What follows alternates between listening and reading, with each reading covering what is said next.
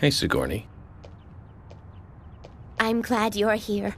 My pot, it's getting cold. Please, let's get going. Okay, no problem. By the way, what's in the pot? Does that really matter? Now let's get going. Hurry!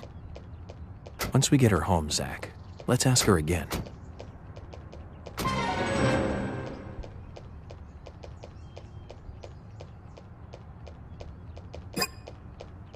Now, get the car going. My house is over by the lake. 3, 2, 1, go!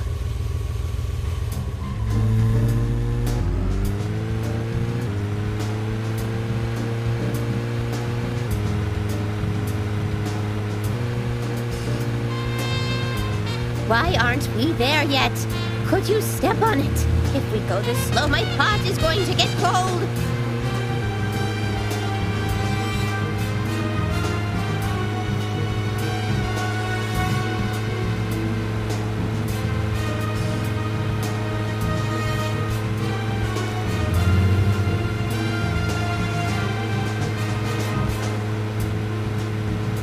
This is not good.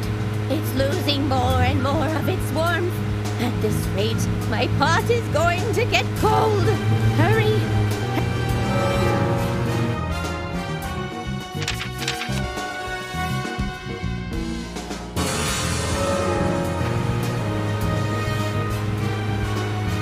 Why aren't we there yet? Could you step on it? If we go this slow, my pot is going to get cold.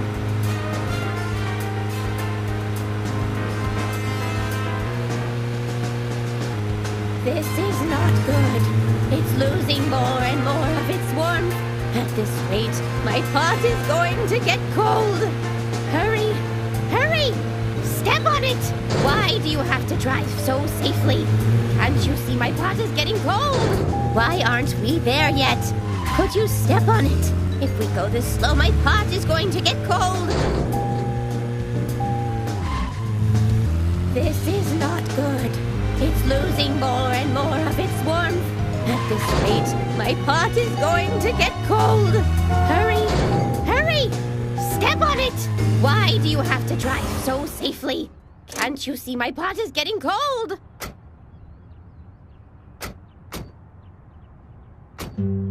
Oh, thanks to you, my pot is still warm.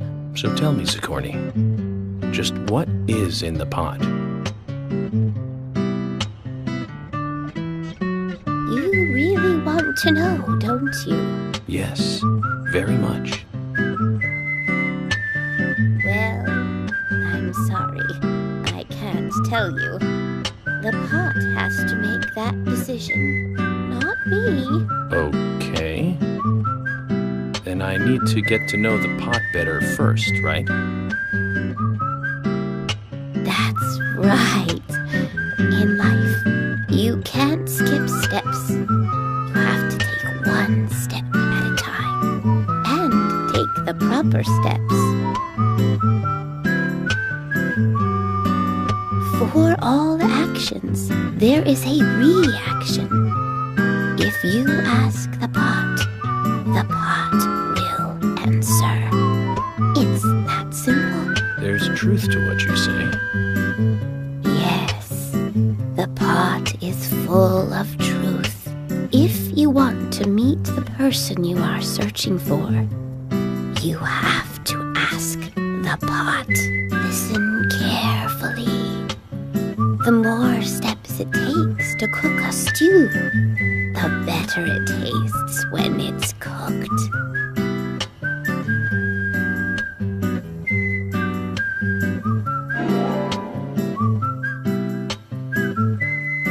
Oh my! My pot is getting cold again! Did you have to talk so long? Oh!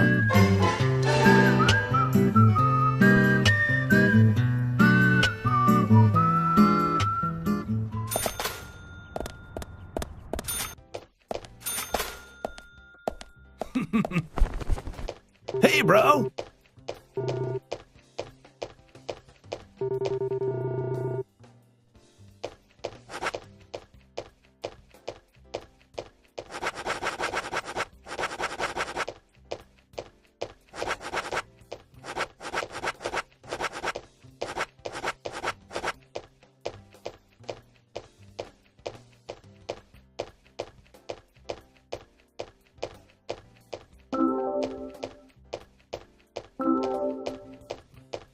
Hey man, the spot on the map is called Cope's Tunnel. It's one of a couple of places in town where, like, spooky stuff happens.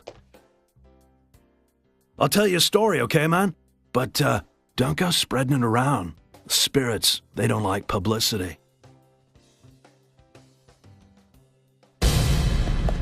Back when this place was a lumber kingdom, you know, the rockin' 80s, that tunnel was the main connection from the lumber yard to this town. Every day, huge trailers would come in and out. Lots of traffic, dude. Of course, some people were all up in arms. Save our nature, stop pollution, you know. Big business was pushing in here from all over the US of A. Everyone was bickering over the forest. So some of the town people got even more worked up, you know?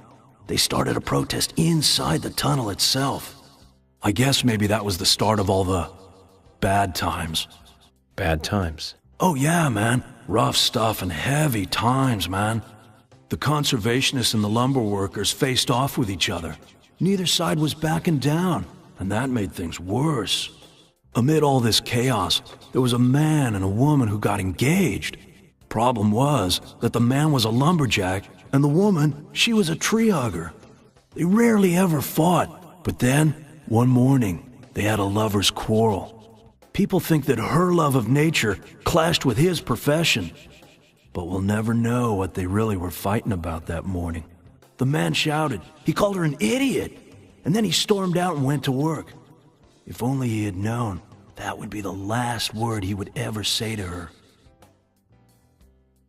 When he finished his work for the day, he got in his car and drove home.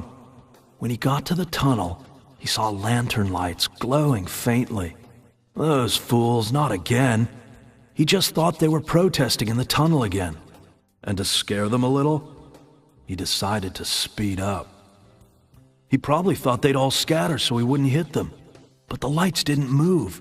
In fact, one came toward him. A second later, there was a thud, and the lantern flew up into the air. He slammed on his brakes, too late, of course. Then, totally freaked, climbed out to see what had happened. I don't need to tell you who he hit, do I? What's more, in her mangled hand, there was a letter to the head of the lumber mill. A peaceful settlement offer. The woman had no other relatives other than the man, and the lumber mill took no responsibility for the accident. It was going out of business anyways. What happened to the man then? No one saw him again. Some say he killed himself, or simply just vanished. You know, he might still be in the tunnel, weeping over his lost love. So now, some folks say there's a ghost of a young man that haunts the tunnel. I told you it was called Cope's Tunnel, right? Well, check this out. Some people call it Corpse Tunnel now. You better be careful, Mr. FBI, if you go down there by yourself.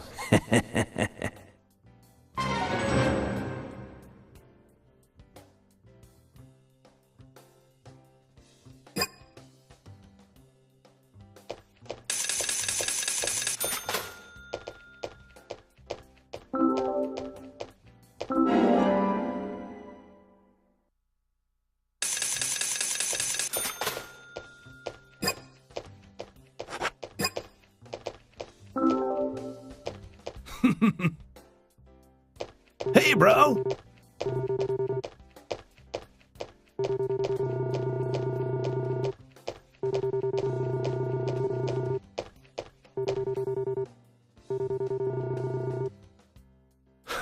Yeah.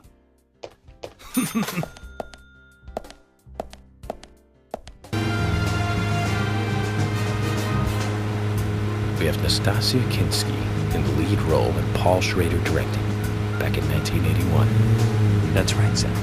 Cat people. About a woman who turns into a leopard when she falls in love, and then eats the person she loves. I thought it was romantic.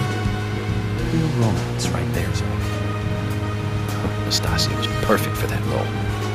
Casting her made that movie a success. Malcolm McDowell as her brother was also a good call. He's like a panther even without any of that special Hollywood makeup. Now the name Malcolm McDowell rings another bell. You know the movie I'm talking about, right, Zach? Don't tell me you're thinking about Clockwork Orange. Malcolm McDowell, come on, it's pretty obvious. Blue Thunder. Came out in 1983. It was directed by John Batten. Malcolm plays the bad guy in that one. He just totally outshines the hero, Roy Scheider. At least I think so. I have to say, not many people agree with me about Blue Thunder. Zach, if you disagree with any of my opinions about movies, just come out and speak your mind, okay? Just speak your mind.